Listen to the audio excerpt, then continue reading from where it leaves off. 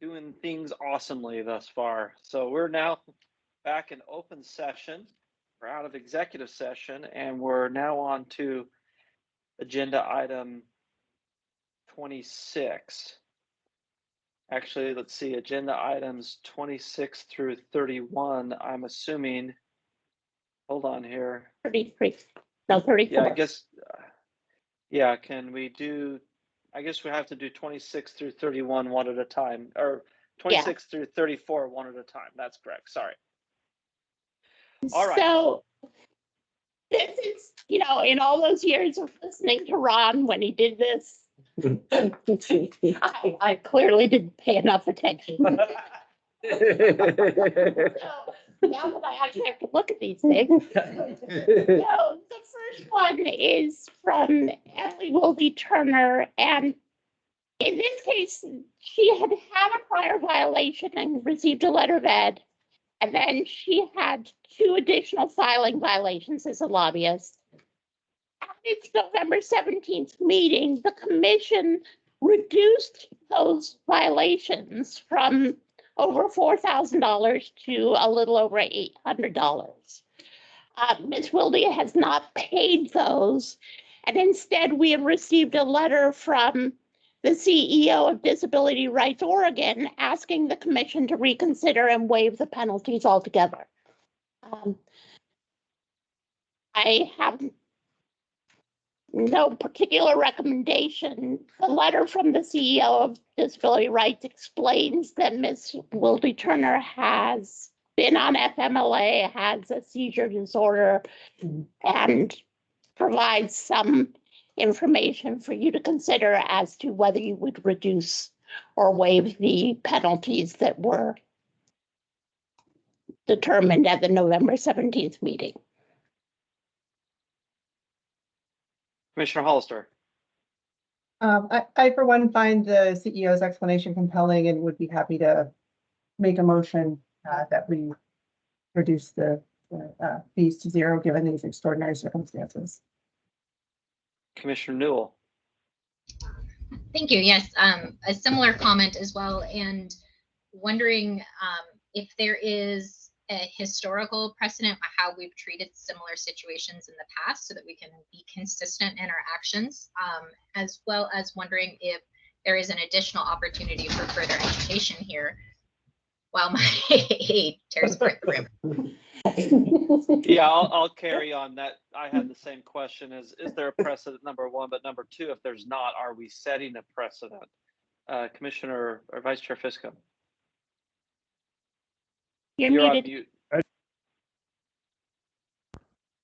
Mr. Chair, I will yield for the moment to any answers to the questions that have just been raised. All I was going to say was I would be in a similar position to my friend Commissioner Hollister. Looks like Dave froze on us. I'm happy for questions to be answered first. Yeah, I'd appreciate. Go ahead, Commissioner Hollister. I do recall one instance in which we had a gentleman who was hospitalized with COVID, and we waived all of the fees based on his inability to comply based on his physical condition. This strikes me as a similar situation. The only difference here is that it appears that that the individual was unable to reply during the period we were considering the case as well. I don't think that changes our analysis. So I think it would be consistent with past precedent to reduce the fine to 0 here. Okay. And Executive Director, do you have any comment on that? It really is the commission's decision. I mean, in terms of precedents, I'm not aware of any specific case where the commission went back and changed the reductions that it had previously voted on, but the commission has on multiple occasions considered the explanations provided as to why a lobbyist or a filer couldn't satisfy the requirements. And so I think the commission could make that consideration at this time. Thank you. And as I understand, could you just repeat the reason why they're asking for a reduction is simply because the person's on FMLA? Is there any more explanation than that? she has a seizure disorder, according to the letter from Disability Rights. She developed a seizure disorder, had some memory loss, and was on FMLA, so wasn't getting the notices. And because of all that, they felt that waiving the penalties would be appropriate. Got it. Thank you. Mr. Chair. Mr. Chair, Yes, go ahead. just a process question for Susan. When a lobbyist doesn't file their report, is the client notified that the lobbyist is not filing their report?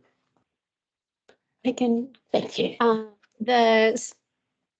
Our system does not notify the client. However, our staff, while they are reaching out to the lobbyist, if they are unable to get a hold of the lobbyist directly, they will actually reach out to the client in hopes that the client will have alternative contact information in case they didn't update their profile on our electronic filing system. So at times the client will be aware of the situation because we are trying at every measure to get a hold of them.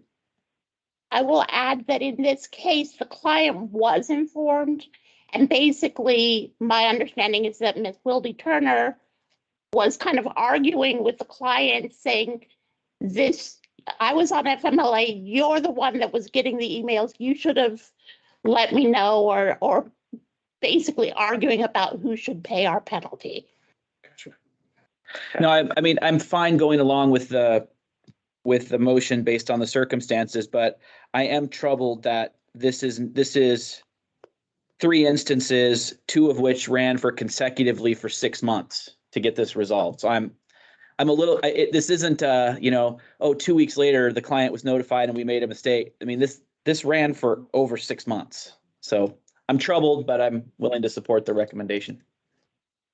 Okay, thank you. Commissioners, anyone prepared to make a motion? Commissioner Hollister? You haven't made the motion. Now I'm looking back to find my case number. I'd like to move that in.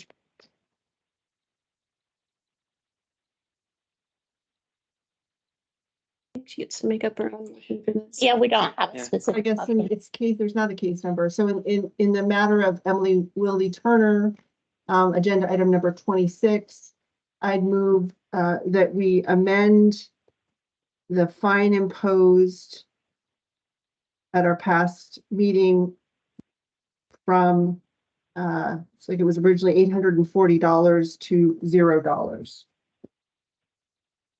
Thank you. Any comments on the motion? Seeing none, we'll call for the vote. Commissioner Burke, Aye. Commissioner Thompson, Aye. Commissioner McCauley, Aye. Commissioner Hollister. Aye. Commissioner Newell, Aye. Commissioner Fiscom.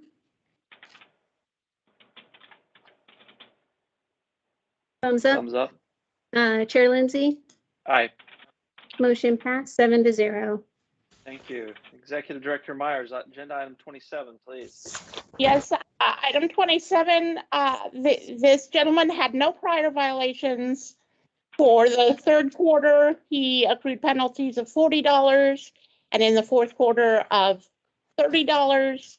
My recommendation is that you receive a letter of ed for the third quarter, and we reduce, and there be no reduction of the $30. Thank you. Commissioners, any comments? Anyone prepared to make a motion? Vice Chair Fiscom? Mr. Chair, I hereby move that the commission approve the staff recommendation pertaining to item number 27 on the February 9th regular session agenda. Thank you. Commissioners, any comment on the motion? Seeing none, we'll call for the vote. Commissioner Thompson, Aye. Commissioner McCauley, Aye. Commissioner Hollister, Aye. Commissioner Newell, Aye. Commissioner Fiscom, Aye. Commissioner Burke, Aye. Chair Lindsay, Aye. motion passed 7-0. Thank you. Executive Director Myers, agenda item 28, please. Yes, Mr. Nathan Bricks, he had a prior violation in the second quarter of 23 and received a letter of education. He now has current penalties of $30. The recommendation is no reduction, and his explanation was simply that he had left his position with the state agency and so was not receiving the emails. Thank you. Commissioners, any questions, comments? Seeing none, Vice Chair Fiscom, do you have a motion? Sure. I hereby move that the commission approve the staff recommendation pertaining to item number 28 on the February 9th regular meeting agenda. Commissioners, any comments? Seeing none, we'll call for the vote. Commissioner McCauley, Aye. Commissioner Hollister, Aye. Commissioner Newell, Aye. Commissioner Fiscom, Aye. Commissioner Burke, Aye. Commissioner Thompson, Aye. Chair Lindsay, Aye. motion passed 7-0. Thank you. Executive Director Myers, agenda item 29. Item number 29, Malia Masiba. She had prior violations in 2020, 2 of them for which she received a letter of education. Her current violations for the last quarter of 23, she accrued penalties of $80. The recommendation in your meeting books is to reduce those penalties to $30. Her explanation is that she was renewing her registration as required this month, and she thought that when she renewed it, she had submitted her fourth quarter report, but she did not. We contacted her to let her know. However, when she took those actions, she was already 3 days late. So the recommendation is to reduce the penalties to $30. Thank you. Commissioners, any questions or comments? Seeing none, Vice Chair Fiscom. Mr. Chair, I hereby move that the commission approve the staff recommendation pertaining to item number 29 on the February 9th regular meeting agenda. Thank you, Commissioners. Seeing no comments, we'll call for the vote. Commissioner Hollister, Aye. Commissioner Newell, Aye. Commissioner Fiscom, Aye. Commissioner Burke, Aye. Commissioner Thompson, Aye. Commissioner McCauley, Aye. Chair Lindsay, Aye.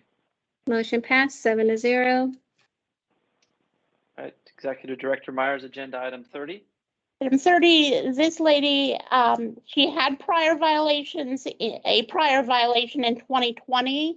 She did not ask for mitigation. She simply paid that penalty. Her current violations are for Q3, $10 and Q4, $80. The recommendation in your meeting books is to provide a letter of education on Q3 and reduce the $80 to a $20 penalty. Thank you.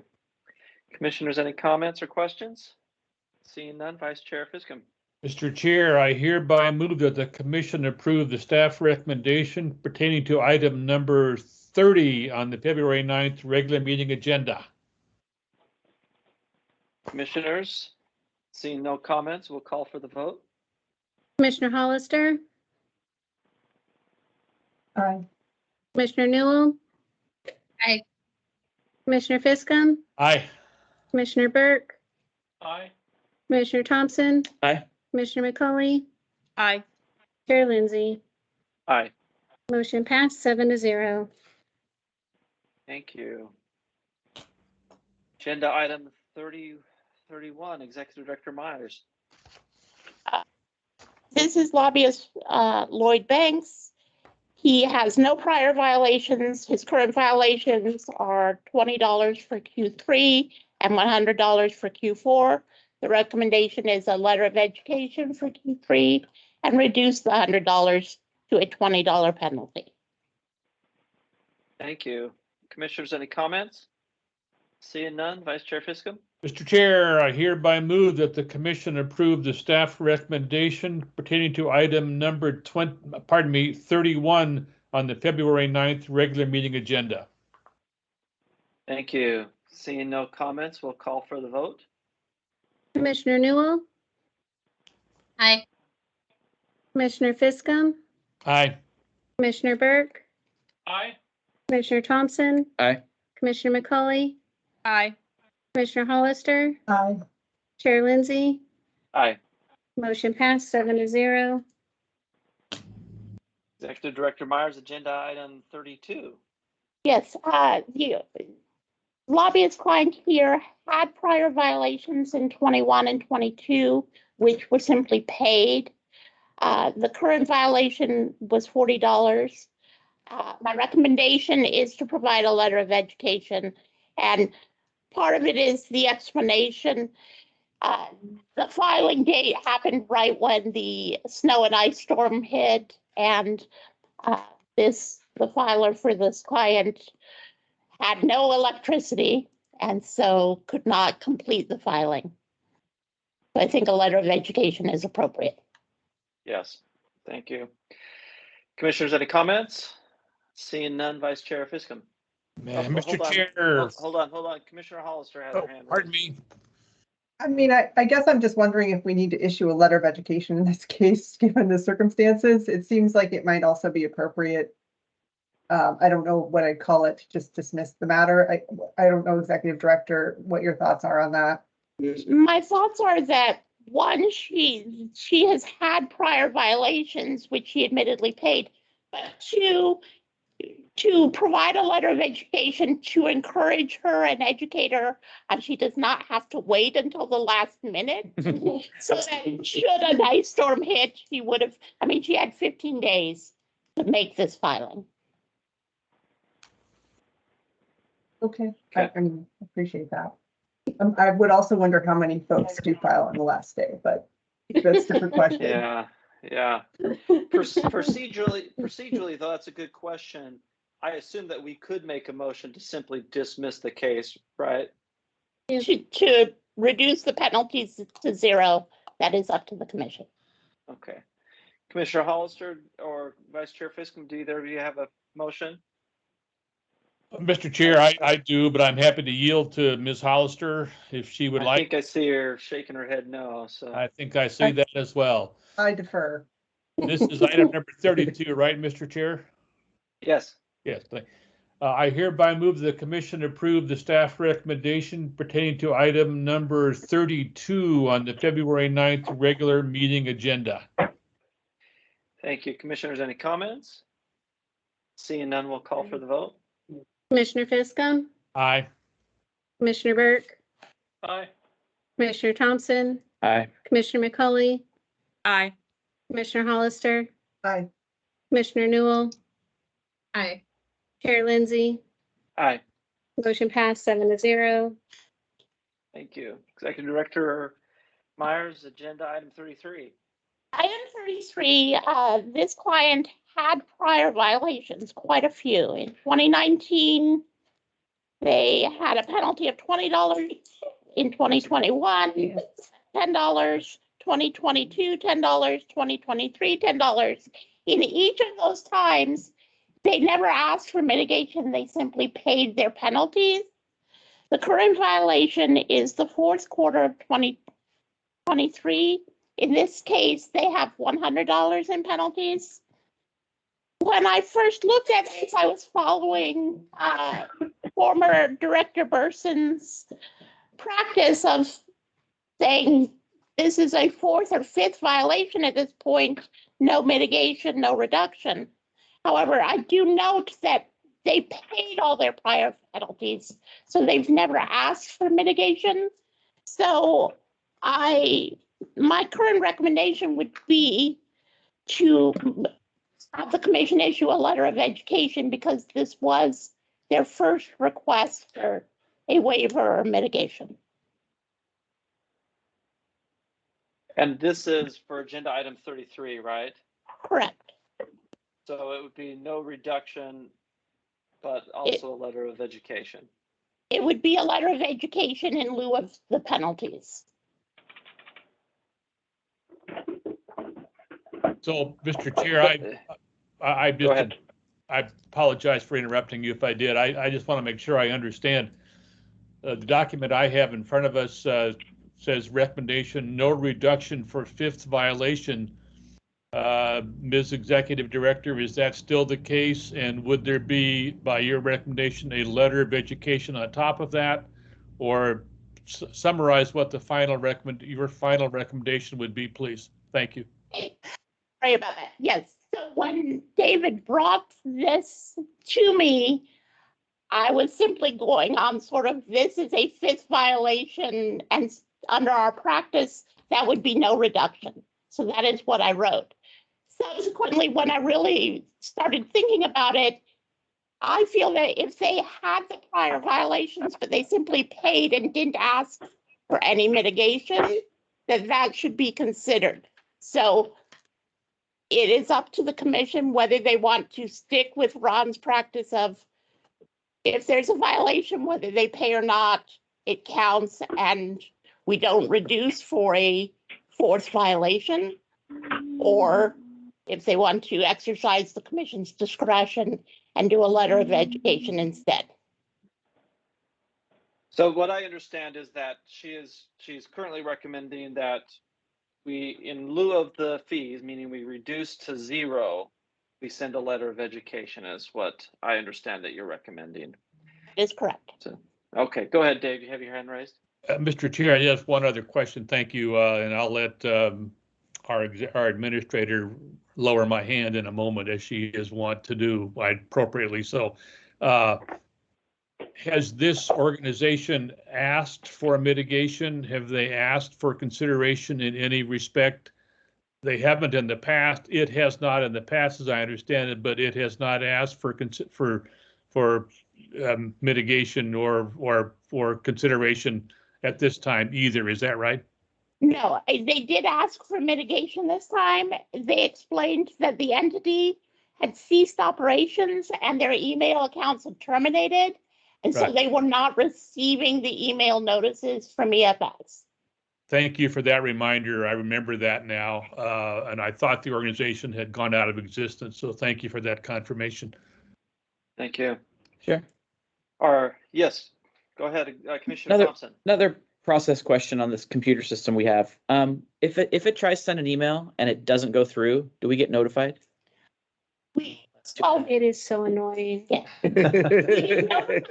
Email it sends, but Right. we don't. If they bounce, we don't know. Okay. All right, Thank you, Vice sir. Chair Fiska or Commissioners, does anybody have a motion to make?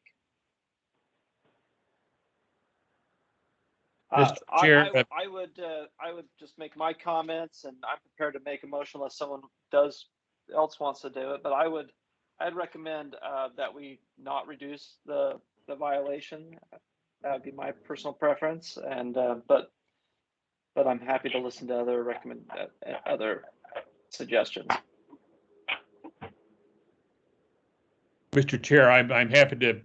This is Commissioner Fisk. I'm happy to yield to your notion there because I had my own mixed emotions. So just to clarify matters, I will move that the commission not reduce the proposed penalty for the Oregon Manufacturers and Commerce Organization, item number 33 on our February 9th regular meeting agenda. Thank you. Commissioners, any other motions? Any comments on the motion before us? Seeing none, we'll call for the vote and I notice that Commissioner Hollister will have to jump off right after this vote. So go ahead, please. Commissioner Fiska, Aye. Commissioner Burke, Aye. Commissioner Thompson, Aye. Commissioner McCauley, Aye. Commissioner Hollister, Aye. Commissioner Newell, Aye. Chair Lindsay, Aye. motion passed 7-0. Thank you. Please note that Commissioner Hollister has left the meeting. Commissioner Burke, you have your hand raised? Yeah, I do. Thank you. On the next item, number 34, dealing with the Oregon Vapor Trade Association. I am also executive director of the 21 Plus Tobacco and Vapor Retail Association of Oregon. And in some instances, we have had differences strategy and so on and so forth. So I'm going to declare a conflict of interest and not participate in discussion or voting with respect to item 34. We still have 6 voting commissioners, correct? With Correct. him abstaining. Okay, we're good then. No, If I have 6, we would have 5 with them. Yeah. Correct. Thank you. All right. Any comments on, I'm sorry, where are we at here? We're on 34, right? Right, and you have Yes. not reported on that, so go ahead. Executive Director Myers, go ahead. This client, the Oregon Vapor Trade Association, had prior violations. In 2020, they received a letter of education for Q1, and then they had violation of $40 that they paid, and in 2021, violations of $130 that they paid. Their current violations for 2023, for Q2, it was $4,150, and Q3, it was $30. Their explanation for their failure to pay is somewhat interesting. We had been dealing with tracking these people down for a long time. Apparently, their former president disappeared with the email access as well as their money. That's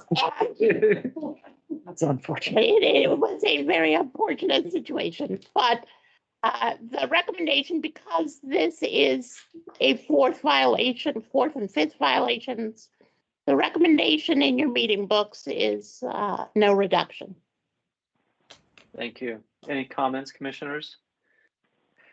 Seeing none, Vice Chair Fisk, can we have a motion? Thank you, Chair. I hereby move that the commission approve the staff's recommendation pertaining to item number 34 on the February 9 regular meeting agenda. Thank you. Any comments? Seeing none, we'll call for the vote. Commissioner Fiscum, Aye. Commissioner Burke, Abstain? Commissioner Thompson, Aye. Commissioner McCauley, Aye. Commissioner Newell, Chair Lindsay. Aye. Motion passes 5-0 with 1 abstention. Thank you. Then we have no SEI penalty correspondence. We're now moving on to the stipulated final orders, agenda item 35, 36, and we do have a 36A. And it was that agenda item 35. Is that you, Executive Director Myers? No, it's me. No, that's Investigator Marietta, It's me this right? time, yes. Yes. Okay, I see your initials there. Yeah, okay. And Mr. Aguinaga is here, just FYI. Thank you, Chair Lindsay, Commissioners. This is Investigator Hilary Marietta. Agenda item 35 is a stipulated final order for Eric Aguinaga, a former school board member for the Linn County School District 8J or GAPS. On February 27th, 2023, the GAPS board held an executive session convened under ORS 192.660 sub 2A, which provides that a governing body may hold an executive session to consider the employment of a public officer, employee, staff member, individual agent. Mr. Aguinaga participated in the executive session. The executive session was held to approve contract renewals for teachers in the district. The list of teachers up for contract renewal or extension are placed on a list that the board then votes only once to approve. The intent is to allow a public body to consider whether to hire an individual and fill a vacancy, and does not permit the discussion of a list of employees up for contract renewal. Because of this, Mr. Aguinaga exceeded the scope permitted by ORS 192.660 sub 2A and violated ORS 192.660 sub 2. The recommendation in your books is to approve the stipulated final order for an $100 fine because Mr. Aguinaga does have a previous executive session violation where he received a letter of education. Thank you. Let's see. Do I see Mr. Aguinaga there? Or is Yes. he on the phone? Okay, I can't he's there. see from here. Okay, He is thank you. present. Yeah. So I understand that you've stipulated to this, and our vote is to, well, the commission will consider this now to accept it or not. Knowing that you've already stipulated, do you have any comment? You don't have to make any if you don't want. No, thank you for your time, commissioners, and the commission itself. I explained last time when we met that it was the superintendent that placed the ORS on the agenda for us, and then later in that meeting filed the complaint. It was kind of one of those got you moments. It was also the same superintendent that caused the first violation of public meeting law. I have taken quite a bit of education on this. In fact, I brought it up with my students at OSU. And your recommendation to the commission last time was to reduce this to a letter of education. And the commission wanted to proceed with a $100 fine. Okay, thank you very Thank you. much. Thank you for your comments. Vice Chair Fiscum, do you have a motion for us? And you're on mute, please. Mr. Chair, I realize that I'm trying to learn my lesson, but thank you for your tolerance. Mr. Chair, I'm ready to make a motion. It is as follows. I hereby move that the commission approve the proposed stipulated final order as the final order in this matter, and that the chairperson be authorized to sign it as such. Thank you. Commissioners, any comments? Seeing none, we'll call for the vote. Commissioner Burke, Aye. Commissioner Thompson, Aye. Commissioner McCauley, Aye. Commissioner Newell. Aye. Commissioner Fiscum, Aye. Chair Lindsay, Aye. motion passes 6-0. Thank you. Thank you, Mr. Aguanaga, for being here. Agenda item 36, and it looks like that's. It was me. It got Executive Susan Myers. reassigned.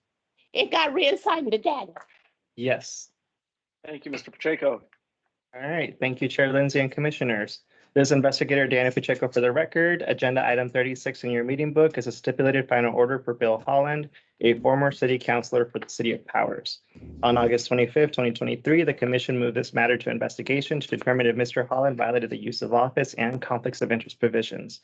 In the preliminary report, Mr. Holland proposed and actively participated in his official capacity to propose policy changes by using his official position to change a city ordinance in order to restrict complaints and avoid a financial penalty and deadlines from an existing nuisance case. In doing so, Mr. Holland failed to properly declare a conflict of interest and violated the prohibited use of office provisions. Mr. Holland has agreed to the stipulated final order in lieu of the completed investigation. The order that is in your meeting book provides that Mr. Holland will receive a letter of reprimand in order to settle this matter. We are recommending that the commission approve the stipulated final order. Thank you. Thank you. And Mr. Holland is not there, correct? Correct. Commissioners, any questions for Investigator Pacheco? Seeing none, Vice Chair Fiscum. You have a motion. Thank you, Chair. I hereby move that the commission approve the proposed stipulated final order as the final order in this matter, and that the chairperson be authorized to sign it as such. Thank you. Commissioners, any comments? Seeing none, we'll call for the vote. Commissioner Thompson, Aye. Commissioner McCauley, Aye. Commissioner Newell, Aye. Commissioner Fiscum, Aye. Commissioner Burke, Aye. Chair Lindsay, Aye. motion passes 6-0. Thank you.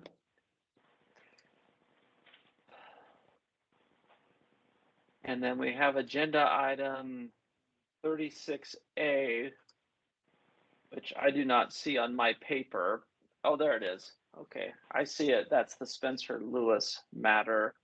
And will that be you, Executive Director Myers? Yes. So this commission advisory opinion grew out of a request from Spencer Lewis on behalf of the Oregon School Boards Association. And really, it grew out of a previous letter of advice that we issued last fall. So in the last legislative session, the legislature amended the school board statutes to authorize them to adopt stipends of no more than $500 a month. And that statute specifically said that it would be part of an official compensation package. Therefore, they wouldn't be violating 244.040. the statute did not address that they would have conflicts of interest. So last fall, when we looked at the matter, a school board member wrote to us asking for advice. We issued a letter of advice indicating, yes, they would have actual conflicts of interest when adopting these stipends, and we offered them a variety of suggestions for how to proceed.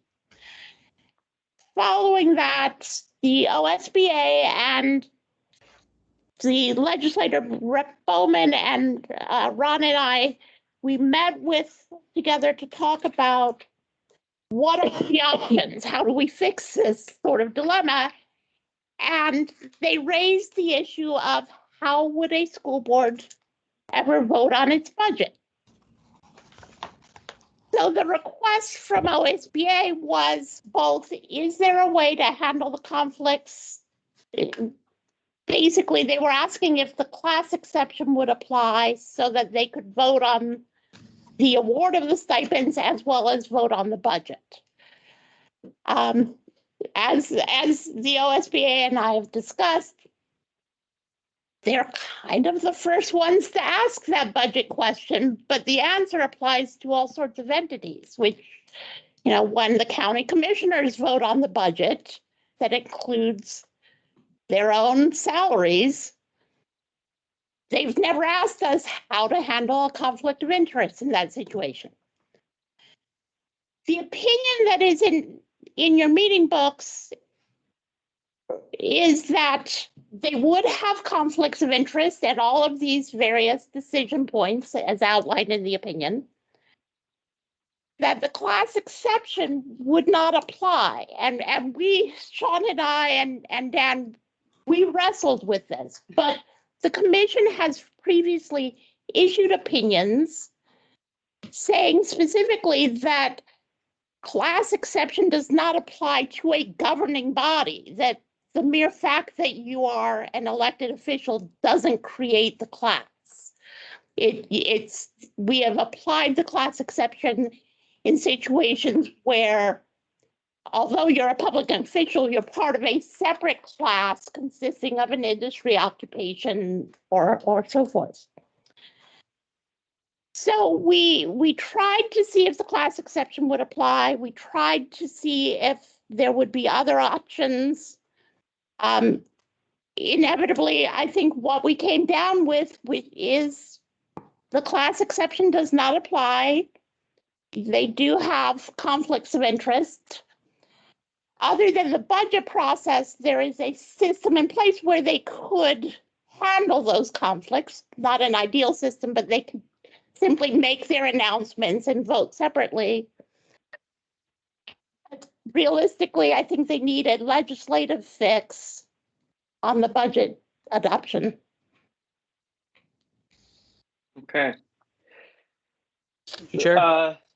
Yes, go ahead, Commissioner Thompson. At the risk of opening a very large can of worms, I think it's already open. how does this apply to the governor recommending her recommended budget to the legislature with the executive branch budget that includes her salary, or the legislature voting on the legislative branch budget, which includes their salaries for their staff, for them and their staff? In many ways, I think what the legislature needs to come up with is a budget adoption exception. Makes sense. Yeah, makes sense. Okay. I mean, because this affects way more than just the county commission or a school board. I mean, this goes all the way to the top. Yeah, I was going to say that there is past commission opinions that have said when, for instance, a county commissioner was voting on a budget that consisted of his wife's salary, that was an actual conflict of interest. Or school board with a spouse's And so salary. We had that recently. Right. So, and the way the statute's provided, there is no exception, unfortunately. Many entities just kind of ignore the budget as part of that piece because there is no way to get around it. So you're essentially, I mean, I shouldn't say there is no way. It's difficult because then what you have to do is essentially everybody declares a conflict. They can't vote and they have to meet the minimum vote requirements to actually make the motion. and then only the minimum number of people required to vote then can participate, but they can't discuss it. It doesn't make Not ideal. policy sense, but it is a feasible way. Okay. Well, any other questions, commissioners? Just so you know, the proposal before us is to adopt this advisory opinion today. That's the proposal, correct? And that would be a vote that we would take. Is that correct? It is correct. Yeah. Any commissioners have any comments, concerns? Seeing none, Vice Chair Fiskum, do you have a motion? Mr. Chair, I would prefer for this one, and I've got some mixed emotions about all of this, and I'm still trying to tumble that through my feeble brain. I would prefer to allow a colleague to move forward with the motion, not me. Thank you.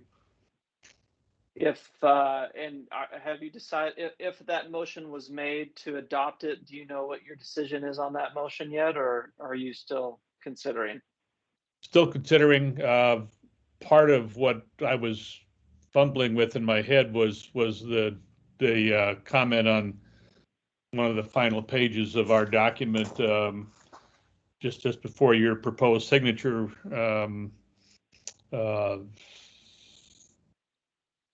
Which is it says OSBA, the School Board Association, could seek a legislative enactment to clarify the process related, et cetera. It just seems to me like there's a solution out there that's beyond this letter, with all due respect to the writer of this letter. Yeah. Let me ask this question procedurally to Mr. Brady and Executive Director Myers. We could take an additional time to consider this and maybe consider this at our next meeting. Would that be, I'm assuming that's just fine. No, Chair Lindsay, we already extended the 60-day period to issue this opinion because we couldn't get it done in time for the January 5th meeting. So we don't have the authority to extend it beyond the 60 days, which will expire prior to the next meeting. Right. So the commission's options now are to, approve issuance of the advisory opinion or decline issuance of the advisory opinion. Or call a meeting before. Well, or have another meeting. Right. If we decline it, could we reconsider it at the next one, or that's beyond the 60 days as well? We could not reconsider issuance of this opinion. They could resubmit if they so chose for another opinion. Okay, Commissioner, Vice Chair Fiskum, you have your hand raised. Yeah, my question is a friendly one. And do we have the option, anybody can answer it, do we have the option with the concurrence of the OSBA to extend the time frame beyond the 60 days? Is that an option for us to keep this under consideration in a friendly maneuver with the OSBA? Or is the 60 days hard and fast, and then if we don't act by then, does this thing die? Badly stated. Right. No, I understand. The Or invite them to the resubmit it. 60 days, the 60-day extension is a hard and fast solid deadline. Correct. And can't be extended further even with stipulation from OSBA. If the commission took no action, I guess it would die. My preference would be to simply either decide to issue it or decide that you're going to decline. And we could invite them to resubmit it, it sounds like, and they would have the choice to do it or not to do it. Correct. So. And Mr. Chair, my further question is, we could, if we don't do anything by the 60 days, this dies unless the OSBA or comes back to us with a further question, and then that starts the new 60 days all over again. Is that right? No, it would, if OSBA submitted a separate new request, yes, the 60 days would start anew. All right, Commissioner Burke. Can't hear you. We can't hear you. Just to move things along here a little bit, I'm going to move that we decline to issue an advisory opinion. Okay, we have a motion in front of us. Commissioners, anybody else have another motion? All right, considering that, well, let me ask this, Commissioner Burke, would you be interested in revising your motion to say with an invitation for them to resubmit? Yeah, that would be fine. That's kind of what I was thinking. Okay. So we have the motion in front of us. Everybody clear on the motion? Mr. Chair, Any comment? Yeah, go ahead, Commissioner Thompson. I was pointing to. Yes, sorry. So you could also not only decline, but direct us to explore drafting an administrative rule to the extent that we can use that to address the OSBA's concerns. I did meet with the OSBA yesterday, and we talked about both that they might pursue a legislative remedy, but that we could still work with them and see if there were other possibilities. Okay. Having heard that, Commissioner Burke, do you want to maintain your motion or do you want to change it, or are you good? I'm good with the motion as it is now with the invitation. I think that if we're going to look at doing administrative rules, I think that would be a good topic for a future discussion. Okay. All right, final chance to make any comments, commissioners, on the motion. All right, seeing none, we'll call for the vote. Commissioner Newell, Aye. Commissioner Fiscum, Aye. Commissioner Burke, Aye. Commissioner Thompson, Aye. Commissioner McCauley, Aye. Chair Lindsay, Aye. motion passed 6-0. Thank you. And just to clarify, I think the purpose here is we want additional time to consider this, and we weren't prepared to adopt it today. And thus the motion is to invite them to resubmit so that we could have additional time to consider it. So that's the directive from the vote. So thank you. All right, we are now on to agenda item correspondence 37 through 39. Is there, if it's okay, I wouldn't mind just acknowledging that we've seen those. Do we need to have any discussion or not, Executive Director? No, yeah, they're simply there for informational purposes. Okay, thank you. We're now on to agenda items 40, 41. Let's see. How do you want to address that, Executive Director Myers? I believe the two investigators, Mr. Pacheco and Mr. McIntyre, will briefly present the motion to suspend. See, okay, go ahead, Investigator Pacheco. All right, Investigator Pacheco here. Item 40 is a motion for suspension referenced in your meeting book. This case was moved to investigation today during the commission's executive session. As the memo indicates, there's a pending criminal investigation of the respondent, and the criminal investigation relates to the same facts and conduct at issue before the commission. Thus, under ORS 244.260 sub 6A, where we are asking the commission to suspend this investigation until the criminal matter is concluded. Thank you. Thank you. Commissioners, seeing no comments? Mr. Chair, I hereby move the commission suspend the investigative phase of case number 23-416 EDP pursuant to ORS 244.260 sub 6 sub C sub A. Thank you. Commissioners, any comments on the motion? Seeing none, we'll call for the vote. Oh, did I hear a voice? I just said a lot of subs. Yes. Yeah. All right, go ahead and call for the vote, please. Commissioner McCauley, Aye. Commissioner Newell, Aye. Commissioner Fiscum, Aye. Commissioner Burke, Aye. Commissioner Thompson. Aye. Chair Lindsay, Aye. motion passed 6-0. Thank you. And let's see, Investigator McIntyre, correct? Agenda item 41. Correct. This is Investigator Andrew McIntyre here for the record. Item number 41 in your meeting book is a motion to suspend case number 23-417 EAM. This case was moved to investigation earlier today during the commission's executive session. As the memo indicates, there is in fact a pending criminal investigation of the respondent, and that criminal investigation relates to the same facts and conduct that is at issue before the commission.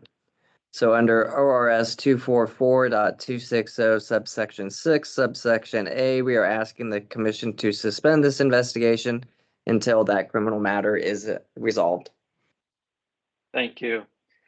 See no comments. Vice Chair Fiscom, you got a motion?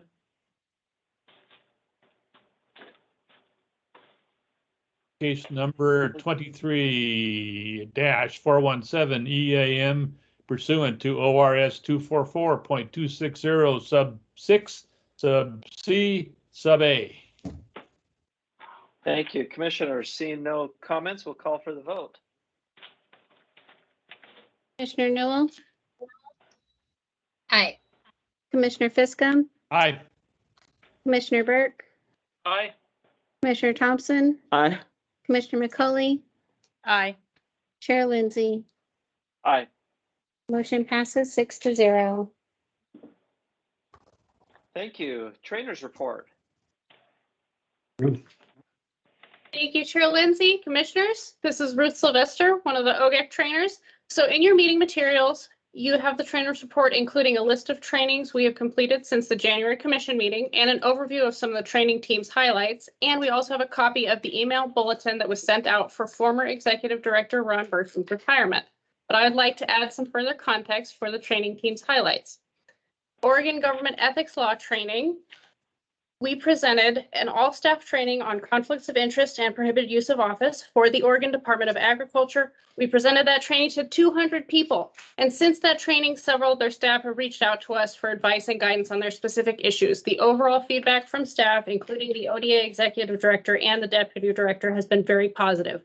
And our colleague Charlie presented to 2 different groups with the Oregon Real Estate Agency in the last 6 weeks. Their organizer has offered us the following feedback. I have seen multiple ethics presentations in my 20+ years in state government. No disrespect to previous presenters, but your presentation was the most engaging. For the public meetings law grievance process outreach and training, our curriculum and training coordinator, Stephanie, presented for the Oregon Association of Municipal Recorders. That's 85 participants across the state. The Oregon Association of Municipal Recorders is a membership organization, and they bring together recorders from almost every single city in Oregon. So their participation will continue to be invaluable as we move forward, educating public bodies further about Oregon Public Meetings Law. Stephanie also presented to the Agency Boards and Commissions Network. That's 63 participants. They represented multiple agencies, and Stephanie is currently working with the governor's office to ensure that the new information about the grievance process for Oregon Public Meetings Law goes out to other agencies not directly supported by DAS or part of this working group. Our statement of economic interest trainings, our jurisdictional contact guide has been updated and it is now available online. We have 8 jurisdictional contact trainings scheduled in February, and 4 of them have been delivered so far. For our statement of economic interest filer guide, due to the timeline in the EFS update project, that filer guide will not be available until the end of February. But our SEI filing webinars are posted. They're open for folks to register, and currently we have 10 webinars scheduled. We have plans to post a video of the training on the website this year, as last year it was very popular. And our customer satisfaction surveys. We have sent out our survey in order to gather feedback on our key performance measures of 2023. Our survey went out to training participants, our JCs, our SEI filers, lobbyists, and client employers, anyone who requested advice from OGEC, and anyone who receives customer service updates from us. We are adjusting our process this year so that we communicate in a more timely manner with the people who use OGEC services throughout the year.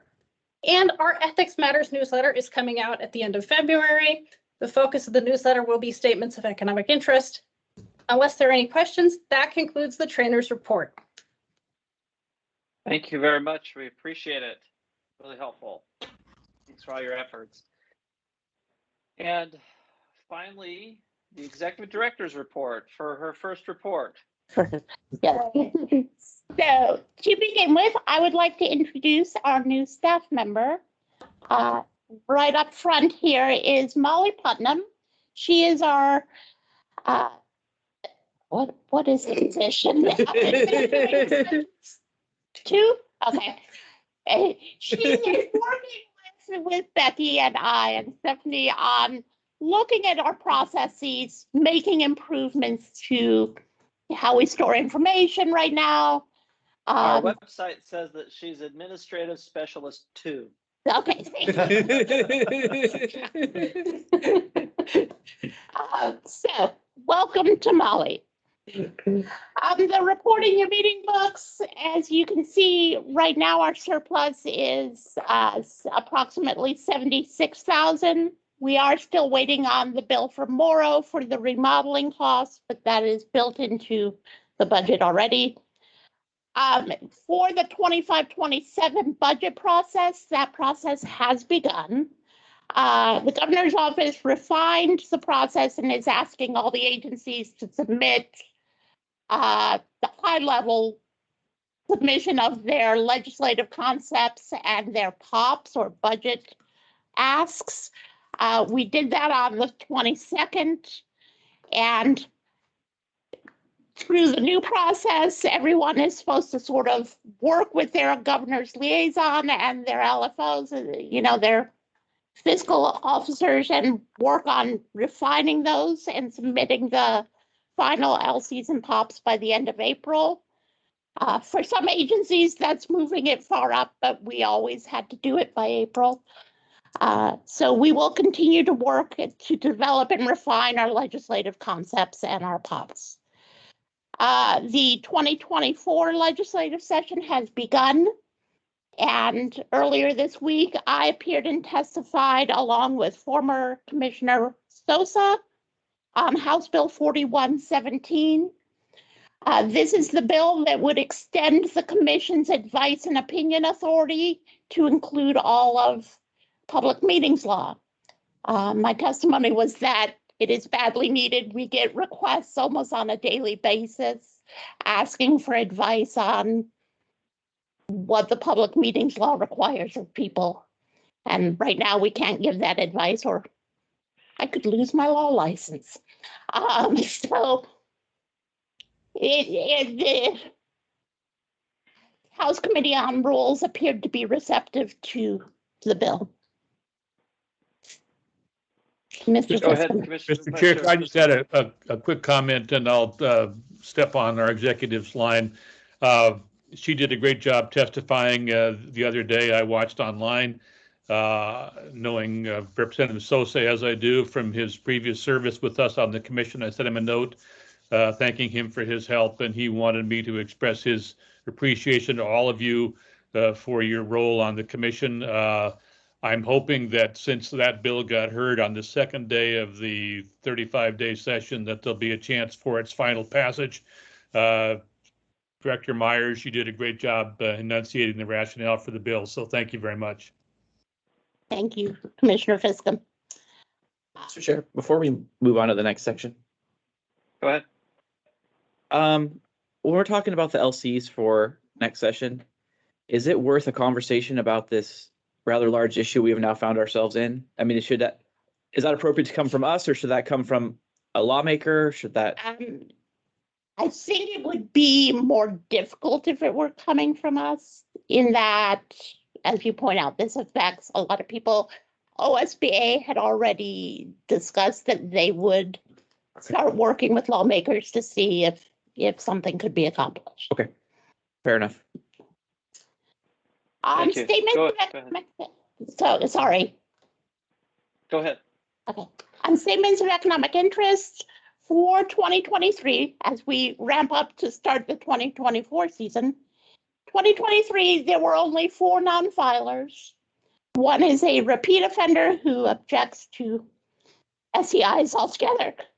The other are 3 school board members. We will proceed with providing all of them with the requisite notices and prepare default final orders for the commission to consider. For 2024, the big lift here is on House Bill 2038, which added new requirements to the SEI form. We have worked extensively with Tyler Tech to get the changes made in EFS to make all of this possible. The UAT, the testing phase is starting on Monday when staff members will practice trying to log in and file SEIs that answer the new questions being asked.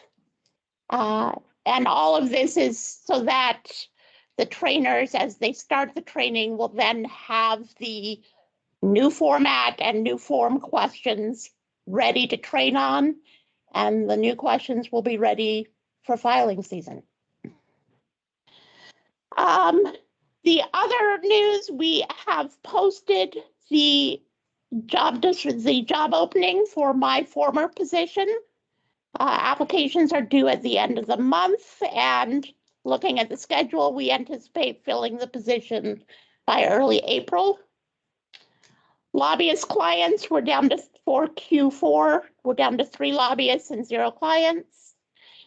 And then the big lift here is the rulemaking process. We need to move the rulemaking on public meetings law along. I am working to sort of get language, and I will be sending some to Sean for his DOJ review, aiming for the end of February or early March so that we could convene the rule advisory committees in March and April.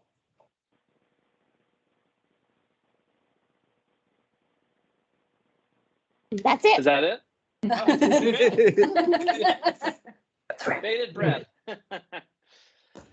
All right. Well, again, congratulations, Executive Director Myers. We have full confidence in you. We have full confidence in all your staff. I see Sean Brady there. Thank you. Is there anybody else from DOJ there? Yes, Sean. Okay, Sean, we sincerely appreciate your assistance. Thank you, everybody, for meeting today. We're now adjourned, and before we adjourn, actually, I have to sign some documents. Is there any way that Commissioner Thompson can sign on behalf of me, or will we just do this through mail and email? I will mail them to Becky you. shaking her head. Okay. All right. Thank you, everybody. We're now adjourned. You have a wonderful weekend. Thank you very much. Thank you. Thank you all. Bye, everybody. Uh-huh. Bye, everyone.